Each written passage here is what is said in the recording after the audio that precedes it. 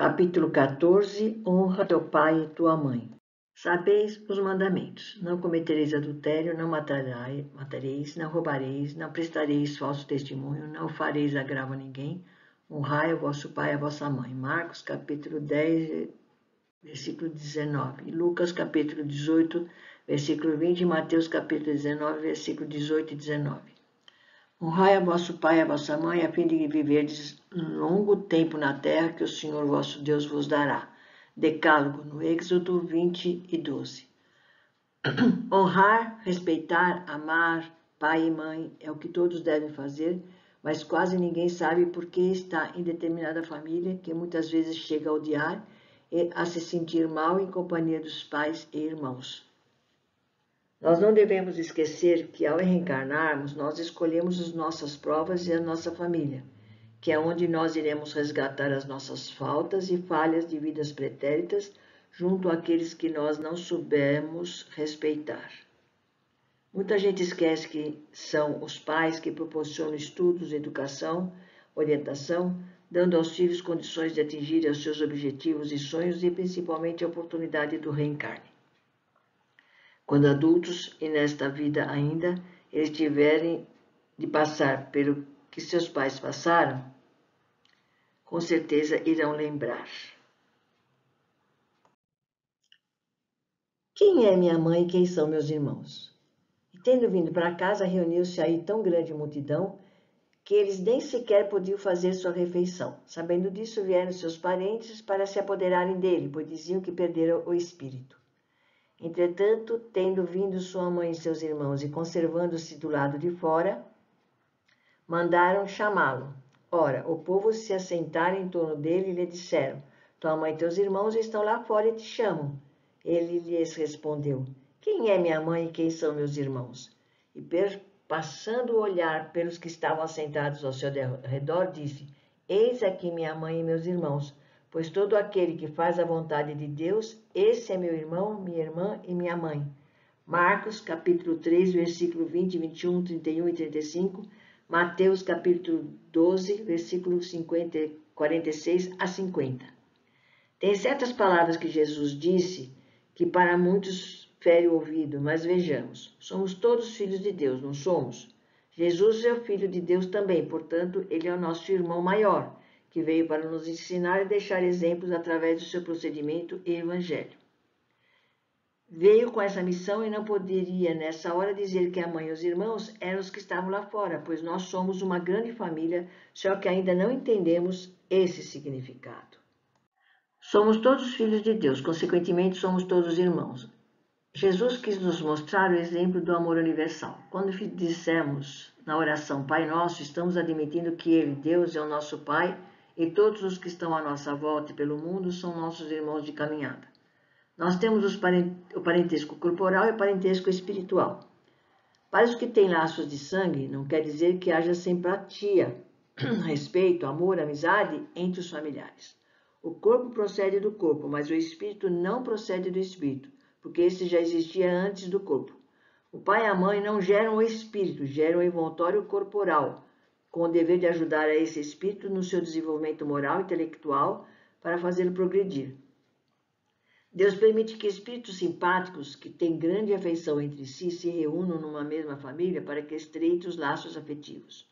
Permitem também que espíritos antipáticos e inimigos nasçam no seio de famílias para aprenderem a se respeitar e amar, acabando com as rivalidades de vidas passadas. Os verdadeiros laços de família não são, portanto, os que têm o mesmo sangue ou o mesmo sobrenome, mas o que tem simpatia e comunhão de pensamentos, unindo os espíritos antes, durante e após a reencarnação. Por exemplo, duas pessoas nascidas de pais diferentes devem ser mais irmãos pelo espírito do que se fosse pelo sangue, e os consanguíneos podem se afastar, como vemos quase todos os dias. Há, portanto, duas espécies de família: as famílias por laços espirituais e as famílias por laços corporais. As primeiras se fortificam e continuam através das reencarnações e em outros estágios. As segundas são frágeis como a própria matéria e muitas vezes se dissolvem desde a vida atual. Foi por isso que Jesus quis dizer, quando disse aos discípulos: Eis aqui minha mãe e meus irmãos, ou seja, a família com laços espirituais, pois quem quer que faça a vontade de meu Pai que está no céu é meu irmão, minha irmã e minha mãe. No item 38, familiares do livro da Esperança. Porquanto qualquer que fizer a vontade de Deus, este é meu irmão e minha irmã e minha mãe. Jesus, Marcos, capítulo 3, versículo 35. Há, pois, duas espécies de famílias, as famílias pelos laços espirituais e as famílias pelos laços corporais. Duráveis, as primeiras se fortalecem pela purificação e se perpetuam no mundo dos espíritos através de várias migrações da alma. As segundas frágeis, como a matéria, se extingue com o tempo e muitas vezes se dissolve moralmente já na existência atual. Capítulo 14, versículo 8. Parentela, Instituto Primário da Caridade. Fora do lar é possível o sossego da consciência, distribuindo as sobras do dinheiro ou do tempo, aliás, com o mérito de quem sabe entesourar a beneficência. Nada é difícil suportar o agressor desconhecido que raramente conseguiremos rever. Nenhum sacrifício em amparar o doente largado na rua, a quem não nos vinculamos compromisso direto. Em casa, porém, somos constrangidos ao exercício da assistência constante. É aí, no reduto doméstico, por trás das paredes, que nos isolam do aplauso público, que a vidência divina nos experimenta a madureza tal ou o proveito dos bons conselhos que ministramos. Nós que de vez em vez desembolsamos, sorrindo, pequenas parcelas de recursos em benefício dos outros, estamos incessantemente convocados a sustentar os familiares que precisam de nós, não apenas mobilizando possibilidades materiais, mas também apoio e compreensão, disciplina e exemplo, resguardando as forças que nos asseguram felicidade.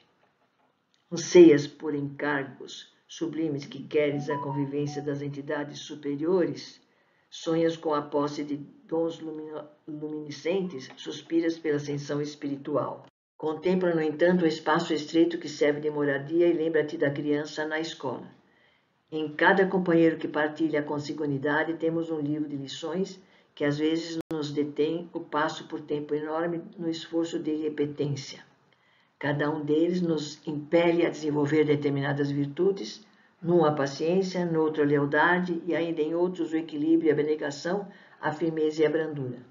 A pretexto de auxiliar a humanidade, não fujas do cadinho fervente de lutas em que a vida te colocou sob o telhado em que respiras. Ainda mesmo ao preço de todos os valores da existência física, refaze milhares de vezes as tuas demonstrações de humildade e serviço perante as criaturas que te cercam, ostentando os títulos de pai ou mãe, esposo ou esposa, filhos ou irmãos, porque é da tua vitória moral junto deles que depende a tua admissão definitiva entre os amados que te esperam nas vanguardas de luz em perpetuidade de regozijo na família maior.